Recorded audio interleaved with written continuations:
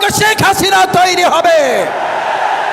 সম্মানিত ভাই এবং বন্ধুগণ, আজকের ঐতিহাসিক সিরাত মাহফিলের প্রথম আহ্বান হচ্ছে, যদি সিরাতের মাধ্যমে দেশ পরিচালিত হয়, এমন এক ঐতিহাসিক প্রেক্ষাপটে আজকের এই মাহফিল, যখন রাষ্ট্র মেরামতের কাজ চলছে, আমরা অন্তর্বর্তীকালীন সরকারের কাছে উদাত্ত আহ্বান জানাতে চাই, মানুষের তৈরি করা তন্ত্র মন্ত্র কোনো মতবাদ দিয়ে রাষ্ট্র সংস্কার করে উই ওয়ান্ট জাস্টিসের অধিকার আদায় করা যাবে না।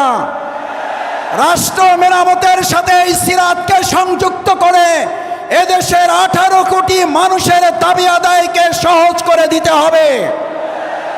যদি সিরাতকে সামনে রাখা হয়, তাহলে হযরত ওমরের মতো ব্যবসায়ী তৈরি হবে, আর না হলে সালমান এফ রহমান তৈরি হবে। সিরাতকে সামনে রাখলে হযরত ফাতেমা খাদিজা রাদিয়াল্লাহু তাআলা আনহা তৈরি হবে, আর না হলে পলাতক শেখ হাসিনা তৈরি হবে। বাংলাদেশের মানুষ সিরাতের মাধ্যমে সেই সোনালী যুগে ফিরে যেতে চায়।